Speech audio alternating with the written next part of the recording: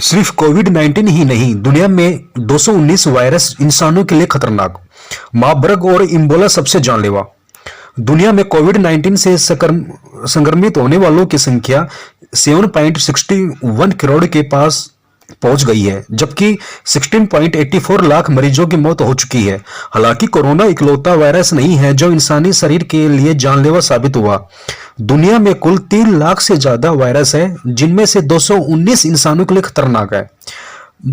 Microbiologist doctor विजयलता Rastogi ने दैनिक भास्कर से हुई बातचीत में ऐसे ही कई जानलेवा वायरस के बारे में बताया। डॉक्टर विजयलता अजमेर स्थित JLN मेडिकल कॉलेज के माइक्रोबायोलॉजी विभाग में बनी कोविड टेस्टिंग लैब की प्रमुख नोडल अधिकारी भी है। दुनिया में कितने वायरस हैं, इनमें से कितने खतरनाक हैं? दुनिया में करीब 3.20 लाख वायरस है। नेट जियो के मुताबिक 17 लाख ऐसे वायरस हैं जिन्हें अभी खोजा जाना बाकी है। करीब 219 से ज्यादा वायरस इंसानों के लिए खतरनाक है। अब तक का सबसे खतरनाक वायरस कौन सा है? मार्बर्ग एवं इबोला अब तक के सबसे खतरनाक वायरस है। इनसे संक्रमित होने वाले 90% पीड़ितों की मृत्यु हुई है। रेबीज भी बेहद खतरनाक वायरस है। वायरस सर्वाधिक किन जगहों पर पाए जाते हैं?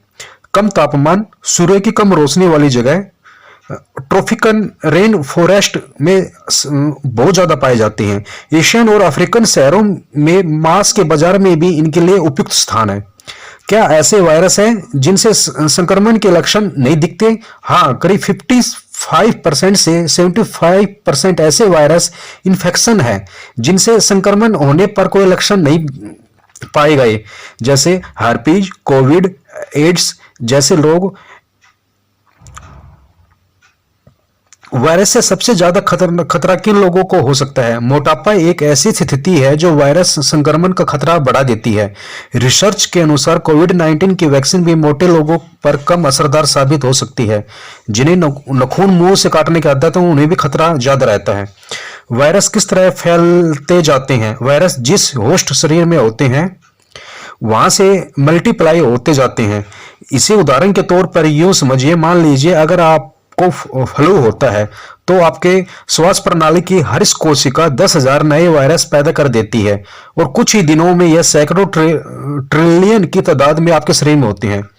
क्या वायरस इंसानों को एक से अधिक बार संक्रमित कर सकते हैं? हाँ, कर सकते हैं। कई बार बाहरी संक्रमण से या फिर आंतरिक रूप से सक्रिय होकर, यानी इम्यूनिटी कम होने पर शरीर की कोशिकाओं में सुप्त पड़ा वायरस दोबारा लक्षण या बीमारी पैदा कर सकता है। संक्रमण से रिकवरी और री-इन्फेक्शन से बचने के लिए सेल मेडिएटेड इम्यूनिटी बहुत महत्वपूर्ण है। वायरस और बैक्टीरिया में क्या फर्क है? वायरस बैक्टीरिया से छोटे होते हैं। सभी वायरस एक प्रोटीन आवरण में होते हैं। RNA या DNA जैसे जेनेटिक मटेरियल के साथ वायरस बिना होस्ट शरीर के जीवित नहीं रह सकते। बैक्टीरिया कई तरह के वातावरण में जीवित रह सकते हैं, शरीर के अंदर भी और शरीर के ऊपर भी। वायरस से उलट सिर्फ कुछ बैक्टीरिया ही खतरनाक होती हैं। क्या कोई वायरस फायदेमंद भी हो सकता है?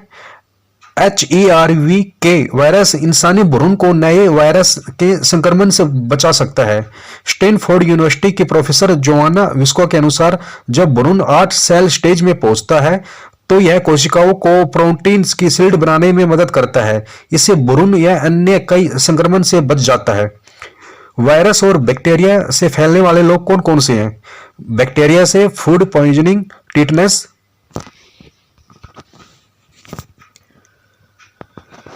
वायरस और बैक्टीरिया से फैलने वाले लोग कौन कौन से हैं?